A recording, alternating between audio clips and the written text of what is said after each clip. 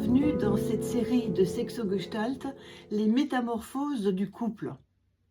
Le premier épisode est consacré au jeune couple, à la construction et à la lune de miel de ce démarrage de couple. Je voulais préciser quelques éléments de vocabulaire. Avant de faire couple, on peut vivre une aventure. Alors qu'est-ce qu'une aventure? C'est quelque chose qui dure quelques jours, voire quelques heures, qui n'engage absolument à rien. Comme lorsque l'on dit « j'ai eu une aventure avec mon prof de ski » ou « j'ai eu une aventure avec la cousine de mon meilleur ami ». Après l'aventure, on peut parler d'histoire. Un peu plus longue, on peut en dire davantage, on peut déjà raconter comme une histoire. Et elle peut durer quelques semaines. Par exemple, j'ai eu une histoire avec ma colocataire durant la deuxième année ou notre deuxième année de master. Après, il y a le terme relation. Souvent, on confond relation et couple. Mais il y a quand même un engagement. Il peut y avoir une relation de plusieurs mois, de plusieurs années, voire qui dure toute la vie des deux partenaires. Il y a un attachement qui s'est installé.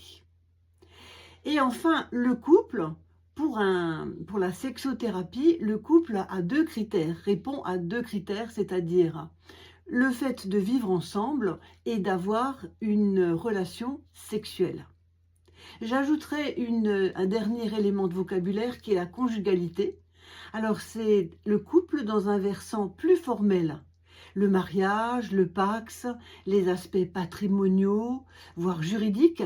Car n'oublions pas que pendant très longtemps et au démarrage, le couple était sous l'égide de l'Église, d'ailleurs on se marie toujours à l'Église, et sous l'égide de la loi, se marier à la mairie. Quand un couple se forme, c'est souvent merveilleux, c'est l'émerveillement, tout est nouveau, tout est excitant, c'est comme une sorte de danse où l'on réagit à l'autre et vice-versa. C'est dans cette phase de passion que le dialogue est maximal. On se raconte ses secrets d'enfance, de jeunesse, de famille. On se confie ses doutes, ses projets les plus fous. On se montre chaque cicatrice sur notre corps en racontant l'événement avec moult détails et émotions. On pleure, on rit, on joue. L'enthousiasme, l'admiration et la complicité sont au rendez-vous durant cette phase. Ils formeront d'ailleurs une excellente base, un socle solide pour les deux partenaires dans leur avenir. Quels sont les points positifs durant cette première phase? Eh bien, je dirais il n'y a pratiquement que des points positifs. Les deux partenaires sont jeunes, souvent beaux, dynamiques, l'avenir leur sourit, ils font des projets, ils ont des activités en commun, ils s'entraident, ils se soutiennent, ils s'admirent et le font savoir.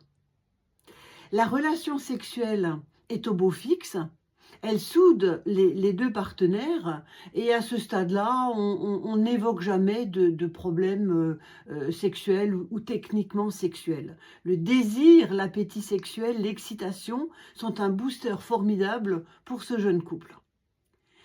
Il n'y a pas encore d'enfants. Il n'y a pas encore d'acquisition de l'appartement, donc des traites à payer. On termine parfois ses études ou l'on entame un démarrage d'activité professionnelle qui n'est pas forcément très prenant.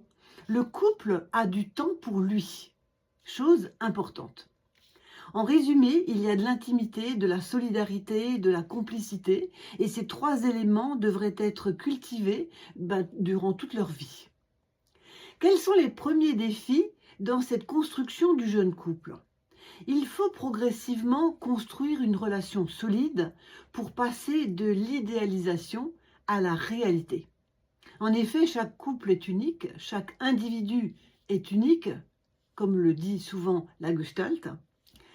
Passer du stade de l'adolescence, puis au stade d'étudiant pour devenir un adulte est un apprentissage, et surtout si cet apprentissage s'effectue à deux.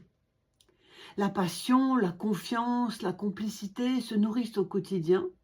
L'écoute de l'autre également, sans jugement ni a priori, est également un apprentissage. Surtout si dans sa propre famille, on ne parlait pas beaucoup, on ne communiquait pas beaucoup.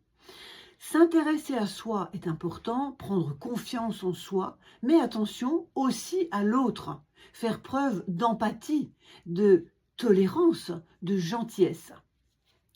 Les schémas familiaux de l'un et de l'autre peuvent prendre le dessus, alors attention à ne pas vouloir les reproduire, même inconsciemment.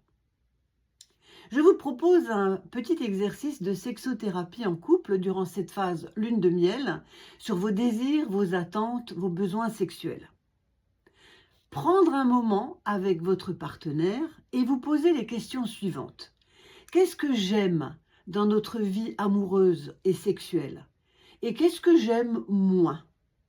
Et toi, qu'est-ce que tu aimes dans cette vie sexuelle et amoureuse? Et qu'est-ce que tu aimes moins? Qu'est-ce que j'aimerais essayer que nous ne faisons pas? Et toi, qu'est-ce que tu aimerais essayer? C'est un excellent moyen de démarrer des bases solides pour une vie sexuelle épanouie et où l'on peut se parler. C'est ce partage intime qui va vous aider à explorer ensemble, sans tabou et sans jugement. Pour conclure, je dirais, profitez de cette première phase de votre couple, car elle sera le socle de votre avenir et qu'on n'y reviendra plus. Cultivez votre passion, enrichissez votre relation amoureuse et sexuelle au quotidien. Et j'ai envie de rajouter quelque chose de très important. Il est rare que les couples consultent en sexothérapie durant cette première phase de vie commune, car la passion l'emporte souvent sur la technique sexuelle.